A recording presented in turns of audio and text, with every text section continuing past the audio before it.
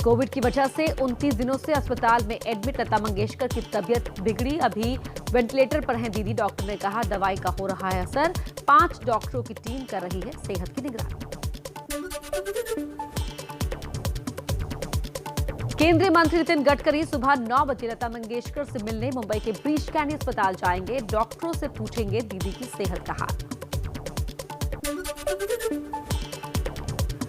मुंबई के breach candy अस्पताल के बाहर लगा लता दीदी के प्रशंसकों का तांता। दीदी की बहनें उषा मंगेशकर और आशा भोसले ने भी अस्पताल पहुंचकर जाना दीदी का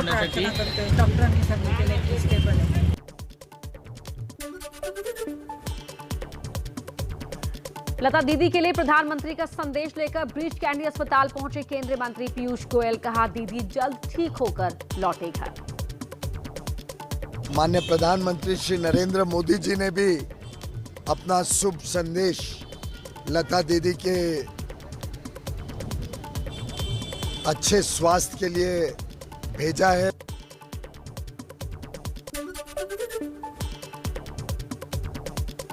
लता दीदी का हाल जानने के लिए बड़ी बड़ी हस्तियां पहुंच रही हैं अस्पताल। राज ठाकरे, रश्मि ठाकरे, सांसद सुप्रिया सुले, फिल्म डायरेक्टर मधुर भंडारकर भी ब्रीच कैंडी अस्पताल पहुंचे। मुंबई में लता मंगेशकर के घर के बाहर बढ़ाई गई सुरक्षा। प्रशंसकों से भीड़ न लगाने की अपील।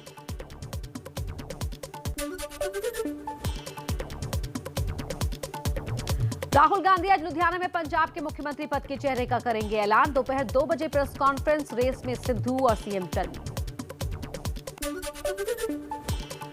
राहुल गांधी ने हरिद्वार में की वर्चुअल रैली। गंगा आरती में भी हुए शामिल। पीएम मोदी पर निशाना साधते हुए कहा मोदी प्रधानमंत्री नहीं 21वीं सदी के राजा हैं।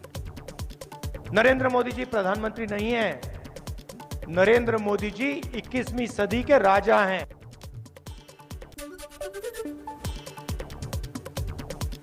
चुनाव प्रचार के लिए आज प्रधानमंत्री मोदी करेंगे जन चौपाल। दोपहर 1:30 बजे यूपी के मथुरा, आगरा, बुलंदशहर और शाम 5:30 बजे उत्तरी गोवा के मतदाताओं से वर्चुअल संवाद। सूत्रों के मुताबिक प्रधानमंत्री मोदी 8 और 9 फरवरी को पंजाब में वर्चुअल रैली करेंगे। आज से रोज 2 केंद्रीय मंत्री पंजाब में बीजेपी के लिए मांगेंगे वोट। यूपी चुनाव के लिए बीजेपी आज अपना लोक कल्याण संकल्प पत्र जारी करेगी। गृह मंत्री अमित शाह, सीएम योगी रहेंगे मौजूद।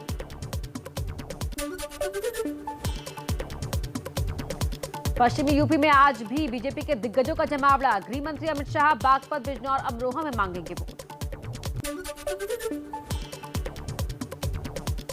यूपी के शामली में सीएम योगी ने फिर किया शिमला जैसे मौसम का जिक्र। बोले कांधला, कैराना से अब पलायन नहीं होगा। मैंने योगी के गर्मी वाले बयान पर अखिलेश प्रियंका का पलटवार। पूछा सर्दी की बात करते रहेंगे या भर्ती की भी बात करेंगे। सवाल गर्मी का नहीं है, सवाल ये है कि नौजवानों के लिए रोजगार मिलेंगे कि नहीं मिलेंगे, नौकरी निकलेगी नहीं निकलेगी। कोई कह रहा है हम गर्मी निकालेंगे, कोई कह रहा है हम चर्बी निकालेंगे। मैं कहना चाहती हूँ कि हम भर्ती निकालेंगे।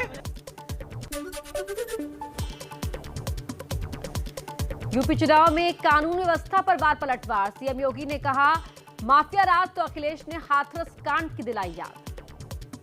पिछली सरकारों ने अपने लिए सोचा था, वर्ग संघर्ष की स्थिति पैदा करना चाहते थे, दंगा फसाद करना चाहते थे। ये कानून व्यवस्था का जो ढोंग जो प्रचार कर रहे हैं, इनकी कानून व्यवस्था आपने हमने बहुत बार देखी है।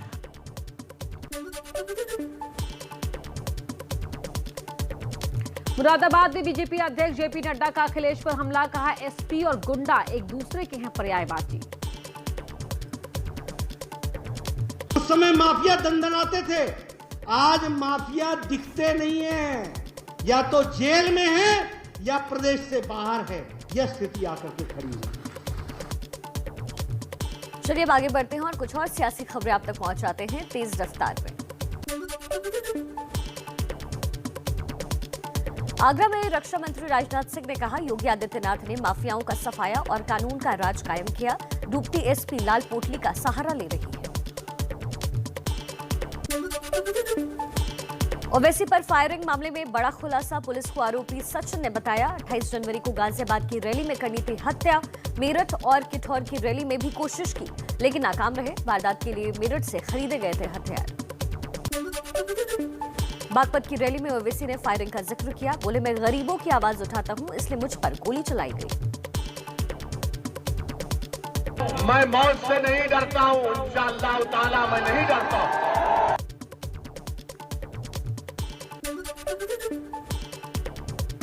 एआईएमआईएम चीफ असदुद्दीन ओवैसी सहारनपुर के 3 विधानसभा क्षेत्रों में घर घर करेंगे प्रचार। भीम आर्मी के चंद्रशेखर आजाद मेरठ और मुजफ्फरनगर में सभा करेंगे।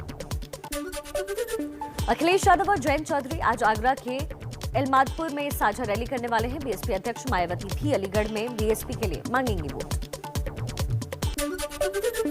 मेरठ में बीजेपी की स्टार प्रचारक और रेसलर बबीता फोगाट के काफिले के साथ मारपीट। आरएलडी समर्थकों पर लाठी डंडे से मारपीट का लगा आरोप। कई लोगों को चोट भी आई।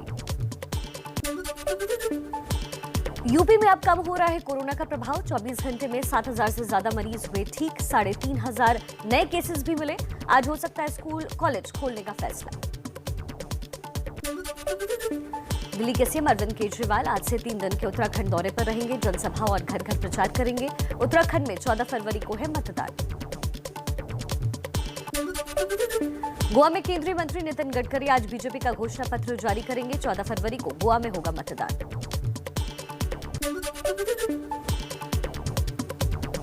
प्रधानमंत्री मोदी ने हैदराबाद में स्टैच्यू ऑफ इक्वालिटी प्रतिमा का अनावरण किया। बोले, जड़ों से जुड़े रहकर ही देश का विकास संभव है। आज देश सबका साथ, सबका विकास, सबका विश्वास और सबका प्रयास के मंत्र के साथ अपने नए भविष्य की नींव रख रहा है।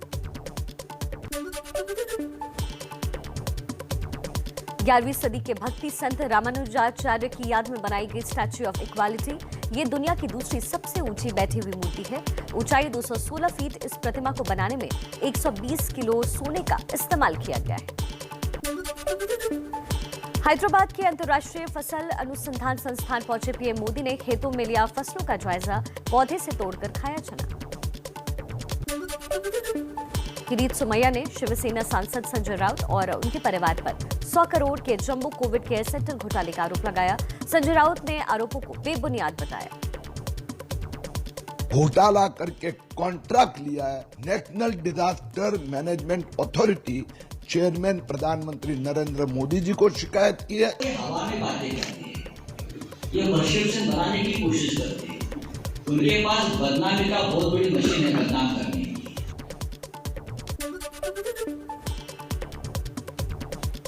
पुणे में शिव सैनिकों ने बीजेपी नेता किरीट सोमैया की गाड़ी रोककर हमले की कोशिश की। संजय राउत के खिलाफ पुलिस स्टेशन में शिकायत करने पहुंचे थे।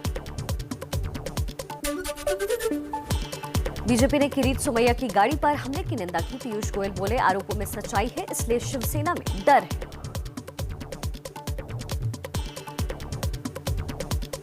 के ऊपर अटैक हुआ या उनके ऊपर कोई हानि की जा रही है तो जरूर इसमें कुछ चोट छुपा हुआ है, जिसको छुपाने के लिए, जिससे बचने के लिए शायद कुछ लोग चिंतित हैं।